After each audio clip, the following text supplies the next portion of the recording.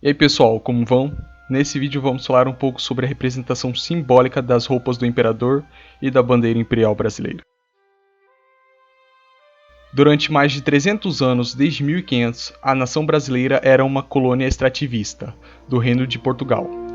Porém, a situação mudou com a chegada da família real e a corte portuguesa, fugindo de Napoleão e das forças militares francesas.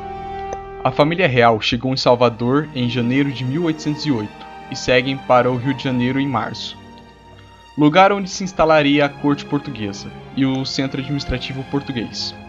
Esse e outros fatores, como a insistência da corte portuguesa em ficar nas terras brasileiras, a Revolução do Porto em 1820, entre outros, ocorreu na elaboração de um governo constitucional em Portugal e decretaram o regresso da família imperial de volta para Portugal.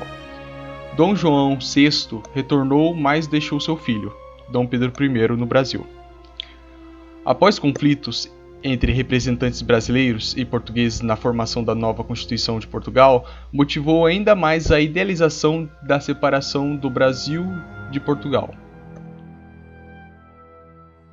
Em setembro de 1821, as cortes decretaram o regresso de Dom Pedro para Portugal, que havia ficado no Brasil como regente devido ao retorno de seu pai, Dom João VI, para Portugal. Nisso resultou uma contestação por parte das elites brasileiras, manifestando o apoio à permanência de Pedro. Com isso, Dom Pedro discursa em 9 de janeiro de 1822 sua permanência e recusa partir para Portugal. Episódio conhecido como Dia do Fico. Mantendo a autonomia administrativa das terras americanas de Portugal, desafiando as ordens da metrópole.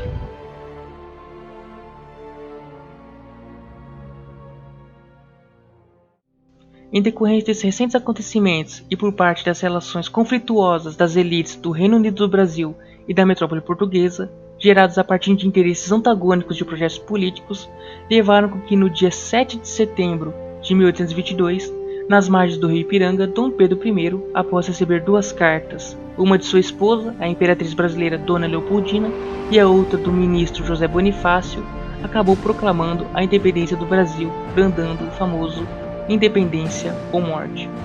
Esse feito ainda levaria tempo para que fosse consolidado, pois ainda havia dificuldades de se idealizar e construir uma identidade nacional e da manutenção da unidade territorial do nascente império. Além do mais, os conflitos belicosos que estavam ocorrendo para a garantia da independência brasileira.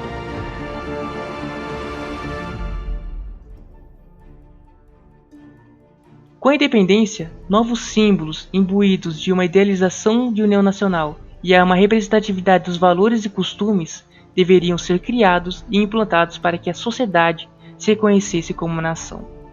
Muitas dessas iniciativas de se criar uma nova identidade e romper com os costumes portugueses acabou resultando na própria coroação de Dom Pedro I como imperador constitucional do Brasil, em 1º de dezembro de 1822, visto que o ritual de coroação não ocorria pela corte portuguesa desde 1640, quando Dom João IV, no momento de sua coroação, depositou a coroa na estátua da Virgem Maria, declarando-a a Rainha de Portugal.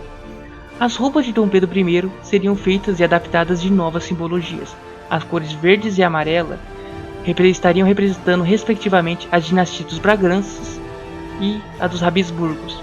As botas de montaria também representariam uma quebra com a tradição portuguesa, haja visto que essas botas não eram utilizadas nas vestes imperiais portuguesas.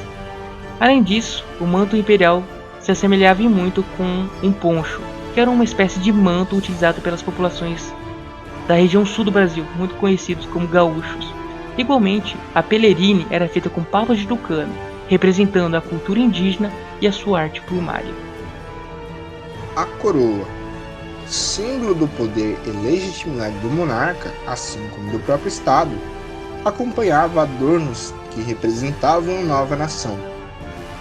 Na base, há um brasão circundado de um anel com estrelas, cada estrela simbolizando uma província, além de uma esfera armilar localizada no centro, a qual correspondia a uma arte da navegação, herdada dos portugueses. Havia, nas hastes da coroa, ramos de palmeiras, que condiziam com a realidade tropical do Império. Além disso, nota-se a presença de uma cruz na parte superior da coroa, aluindo a cruz da Ordem de Cristo, remanescente dos Templários. Sobretudo, também simboliza a religião cristã.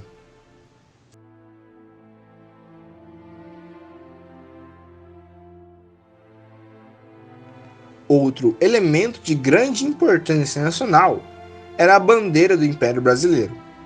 Pintada por Jean-Baptiste Debré, a bandeira era composta de um retângulo verde e no centro um losango amarelo, os quais representavam, respectivamente, as dinastias citadas.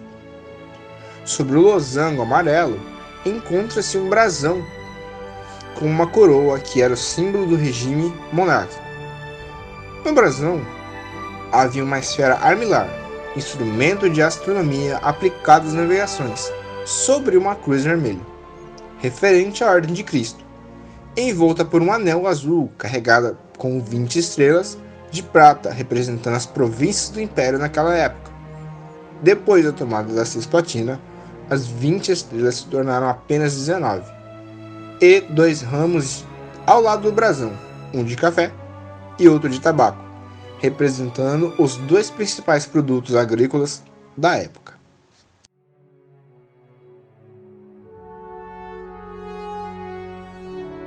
Podemos perceber, tanto nas vestes imperiais quanto na bandeira do Império do Brasil, uma tentativa de inserir e representar diversos grupos sociais na simbologia nacional.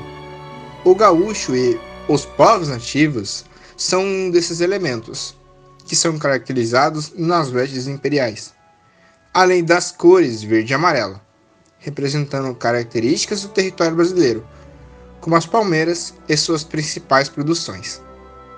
Esses e vários fatores citados seriam, nesse processo de construção, uma consciência nacional. Então, se gostaram desse vídeo, deixe seu like e compartilhe. E até mais!